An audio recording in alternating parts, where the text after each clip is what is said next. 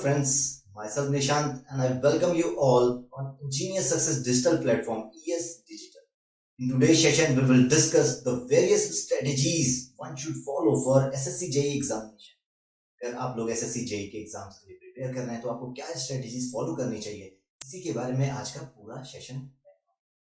देखो, आज का जो सेशन है ये दो तरह के स्टूडेंट्स के लिए इंपॉर्टेंट है। पहला, जो स्टूडेंट्स अभी एग्जाम देने वाले हैं, जैसे कि जो अपकमिंग एग्जाम है 2020 में, उसके लिए जो बच्चे प्रिपेयर कर रहे हैं उनके लिए भी इम्पोर्टेंट है ये सेशन। और जो बच्चे नेक्स्ट ईयर अपियर करने वाले हैं या नेक्स्ट ईयर अपियर करने वाले हैं, उनके लिए भी आज का सेशन इम्पोर्टेंट है। देखो, अगर मैं बात करूं कि सबसे इंपॉर्टेंट स्ट्रेटेजी क्या होनी चाहिए, आपका मतलब की फैक्टर क्या होना चाहिए कोई भी एग्जाम प्रिपेयर करने, जिसपे आपको सबसे पहले फोकस करना चाहिए, वो क्या रहता है? देखो, आप लोगों में कुछ स्टूडेंट्स का जवाब आएगा कि हार्ड वर्क सर इम्पोर्टेंट है, सर कंसंट्रेशन इम्पोर्टेंट है, सर अच्छे कोचिंग करना इम्पोर्टेंट है, अच्छी फैकल्टी से पढ़ना इम्पोर्टेंट है। देखो, ये सब कुछ इम्पोर्टेंट है, लेकिन की फैक्टर कौन सा है जिसपे आपका पूरा एग्जाम डिपेंड करता है? सबसे मोस्ट इम्पोर्टेंट, देखो, अगर आप लोग सोच रहे हो किसी भी एग्जाम को प्रिपेयर करने के लिए, ठीक है, जैसे एसएससी जेईई का एग्जांपल लेते हैं, अभी हम एसएससी जेईई के बारे में बात करें, तो अगर आप लोग सोच रहे हो कि जैसे मैंने आज सोचा कि मुझे एसएससी जेईई के एग्जाम में अच्छे मार्क्स लाने हैं, तो मैं क्या करूंगा? सबसे पहला और इंपॉर्टेंट की फैक्टर होना चाहिए सिलेबस। आपको उस एग्जाम का सिलेबस सबसे पहले पता होना चाहिए कि आपको क्या पढ़ना है, कितना पढ़ना है। ये नहीं कि आपको जो टॉपिक नहीं पूछे जाने वाला है उस पर आप लोग ज्यादा फोकस कर रहे हो और जो टॉपिक पूछे जाने वाला है उस पर आप लोग फोकस ही नहीं कर रहे हो। सबसे पहले हम लोग बात करेंगे एसएससी जेईई के बारे में, ठीक है, एसएससी जेईई पेपर 1 के बारे में, ठीक है। अब देखो, सबसे पहले हम लोग ये डिस्कस करते हैं कि एसएससी जेईई का पेपर आता कैसे है, ठीक है। देखो, फर्स्ट इस पेपर को हम लोग एसएससी जेईई पूरे एग्जाम को हम लोग 3 पार्ट में डिवाइड करते हैं, ठीक है। पेपर 1, पेपर 2 एंड इंटरव्यू, ठीक है। तो पेपर 1 जिन बच्चों का क्वालिफाई होता है उन्हीं को पेपर 2 के लिए कॉल आता है और वो लोग पेपर 2 के लिए एलिजिबल होते हैं। उसके बाद इंटरव्यू, ठीक है। तो अभी देखो, एक स्टूडेंट ने मेरे से क्वेश्चन पूछा था, सर मैं अभी से पेपर 2 के लिए भी तैयारी करूं? तो देखो, वो डिपेंड करता है, स्टूडेंट टू स्टूडेंट डिपेंड करता है कि कुछ स्टूडेंट्स जिनका आईक्यू लेवल बहुत अच्छा है, जिन्होंने पूरा सिलेबस अच्छे से पढ़ा हुआ है, उनकी प्रिपरेशन जो अपनी सेल्फ स्टडी है और जो उनको एग्जाम प्रिपरेशन है वो बहुत अच्छे से कर रखा है उन्होंने, तो वो लोग पेपर 2 के लिए भी तैयारी कर सकते हैं। लेकिन अगर आप लोग फोकस्ड हो, बिल्कुल अपने आप को एक, मतलब देखो, मैं किसी भी स्टूडेंट को ये नहीं कहता हूं कि वो एवरेज है, वो अबव एवरेज है और बिलो एवरेज है। वो स्टूडेंट का अपनी मेंटल और अपनी सोच होती है कि वो अपने आप को पहले ही कैटेगराइज कर लेते हैं कि मैं अबव एवरेज हूं, या मैं मतलब जिनकी प्रिपरेशन स्ट्रेटेजी अच्छी है, जिन्होंने अच्छे से अपना प्रिपेयर करा हुआ है, वो लोग सोचते हैं हम लोग अबव एवरेज हैं। और जिन लोगों को थोड़ा सा लैग करता है उसमें, वो लोग सोचते हैं मैं बिलो एवरेज और एवरेज स्टूडेंट हूँ। तो सबसे पहले, अगर आप लोग अपने आप को एवरेज समझ रहे हो कि आपको थोड़ा बहुत लैग दिख रहा है, तो आप लोग पहले प्योरली पूरा फोकस पेपर 1 की तरफ, ठीक है। अब देखो, पेपर 1 की तरफ अगर आप लोग फोकस करते हैं तो पेपर 1 में क्या क्या पूछा जाता है? ये टोटल जो एसएससी जेईई का पेपर 1 होता है 200 मार्क्स का, ठीक है। कितने मार्क्स का? टोटल 200 मार्क्स का, और इसमें नंबर ऑफ क्वेश्चन भी 200 होते हैं। अब पेपर 1 को हम 3 पार्ट में डिवाइड करते हैं। पहला पार्ट होता है जनरल अवेयरनेस, इसमें 50 मार्क्स का क्वेश्चन पूछा जाता है और 50 क्वेश्चन आते हैं 1 मार्क्स ईच, ठीक है।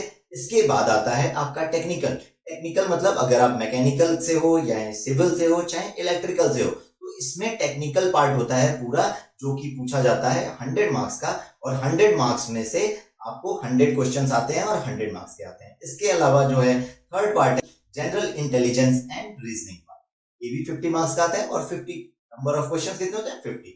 अब देखो, इसमें नेगेटिव मार्किंग भी होती है। नेगेटिव मार्किंग कितने की होती है? नेगेटिव मार्किंग होती है आपकी 0.25 मार्क्स की नेगेटिव मार्किंग भी इसमें होती है, ठीक है। तो ये आपको मतलब समझना चाहिए कि अगर आप क्वेश्चंस करने जा रहे हो तो नेगेटिव मार्किंग से बचना भी चाहिए, ठीक है। थर्ड पॉइंट होता है कि इस एग्जाम में, देखो, एक स्टूडेंट ने भी पूछा था कि सर इसमें कैलकुलेटर अलाउड होता है पेपर 1 में? तो नहीं बेटा, पेपर 1 में एसएससी जेईई के पेपर 1 में कैलकुलेटर अलाउड नहीं होता है, जबकि पेपर 2 में एसएससी जेईई के पेपर 2 में कैलकुलेटर इज, ठीक है।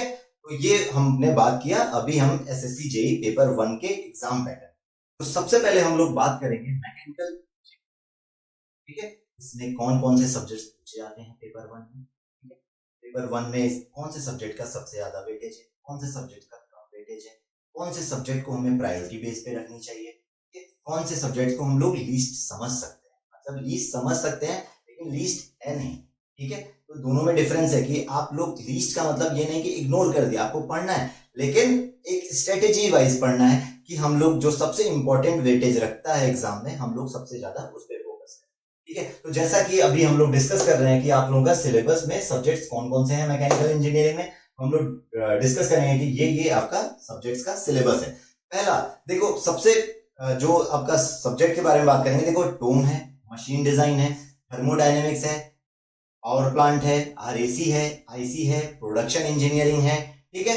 और ये सारे सब्जेक्ट्स आपके जो पूछे जाते हैं, ये आपके एसएससी जेई पेपर 1 में ये सारे सब्जेक्ट पूछे जाते हैं, ठीक है? अब एक स्टूडेंट ने पूछा सर क्या इंडस्ट्रियल भी पूछा जाता है? इंडस्ट्रियल बेटा नहीं पूछा जाता है, एसएससी जेई के एग्जाम के सिलेबस में इंडस्ट्रियल सब्जेक्ट नहीं है, ठीक है? जो इसका पार्ट का थोड़ा मतलब जो मैच करता है इंडस्ट्रियल, वो आप लोग प्रोडक्शन में कवर अप करते हो, ठीक है? तो मेनली प्रोडक्शन पूछा जाता है, इंडस्ट्रियल आप लोगों के सिलेबस में नहीं है।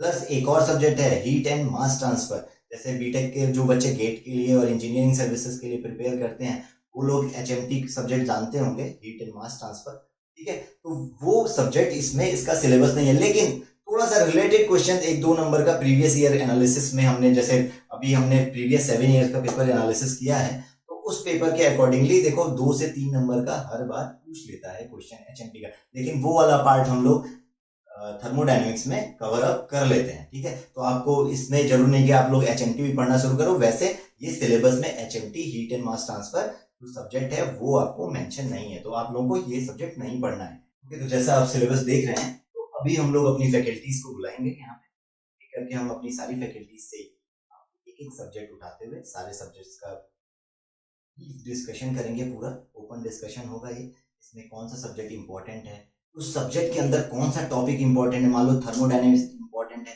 थर्मोडायनेमिक्स के जितने सब टॉपिक्स हैं हम लोग उसके बारे में बात करेंगे, उनका वेटेज कितना रहता है, सब टॉपिक्स में से कितना वेटेज रहता है। इसमें फायदा ये होगा कि अगर किसी बच्चे को कोई सब्जेक्ट टफ लगता है, तो वो जो इंपॉर्टेंट पार्ट है पूरा सब्जेक्ट, जैसे बच्चे क्या होते हैं, जैसे मान लो आपको पावर प्लांट टफ लगता है, आप पावर प्लांट सोच रहे हो कि मैं ये पढ़ूं ही ना, तो अगर आपको टफ लगता है तो आप ये कर सकते हो बेटा कि आप पावर प्लांट का वो टॉपिक जो सबसे इंपॉर्टेंट है सिर्फ वो पढ़ के चले जाओ, आप पूरा सब्जेक्ट नहीं छोड़ सकते हो कोई भी एग्जाम को अगर क्रैक करने, क्योंकि आज की डेट में कंपटीशन बहुत हाई है, ठीक है?